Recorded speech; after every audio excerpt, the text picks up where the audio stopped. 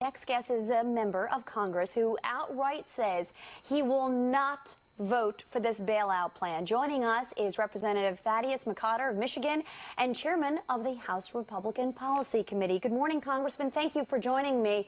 Those are very stark words. Explain to me, in your words, what you would prefer to see happen. Well, I think what we need to do is shift the debate from the public bailout as the first resort and try to find ways to incentivize private recapitalization with a last resort appropriate government backstop. This has not been offered to Congress. Congress understands that there's a need to act quickly. We understand that there are alternatives out there, however, that are not being allowed to be explored. This is what I think the disconnect between the administration has been and the members of Congress. Look, I'm a Republican. My nightmare scenario is a crisis occurs, Congress acts quickly, and someone expects something good to happen.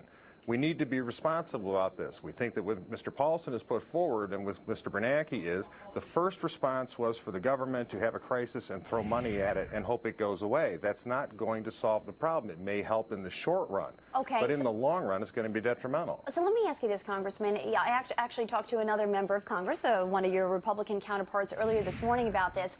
The privatization concept sounds fine, but the question is, do you know that you have the underlying bid from that private group of money to support the kind of assets that we're talking about?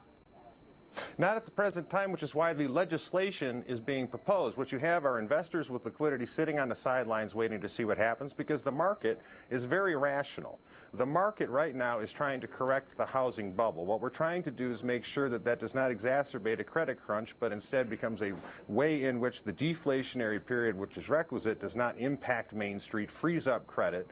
And so what you have to do in our mind is change appropriate laws to incentivize private recapitalization by making the toxic asset less toxic and leaving the government as a last resort backstop should that process not first occur. Repatriation is one way to get capitalization into the system, allowing 0% capital gains for people who will come in and purchase toxic assets and remove them. But these are options that have never been explored because, Alexis, as we've heard, the argument is if you don't support the Paulson plan completely, you want to do nothing. That is false. The argument is if you don't support the Paulson plan, you don't understand the problem. That is false. We on Main Street understand the problem. We are upset that as responsible people who did not bring this about, we are being asked first and foremost to step forward to put in $700 billion to restore confidence to a market, as opposed to trying to have the market find ways through appropriate government policies to get confidence enough to bring their own money in. Could not agree with you more, and I think most Americans feel very much the same way, but there is a perception, like it or not, that this will get done in the next couple of days.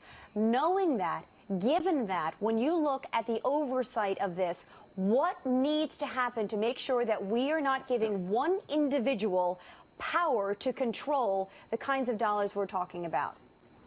And this is where the danger comes in, Alexis, because the argument is going to be that because of a failure of poor governmental policies at the front end of the mortgage crisis within the GSEs, and because of a failure of self-government on Wall Street, that the federal government is going to have to come in and start expanding its powers over all areas of the free market, not just Wall Street, but anywhere you get government money, you're going to get government strings. This is why a lot of us believe that should be something that you try to avoid at all costs and try to get the market to protect itself from government coming in and doing this, putting strings on money for a short-term solution, which may or may not work, even according to Mr. Paulson and Mr. Bernanke.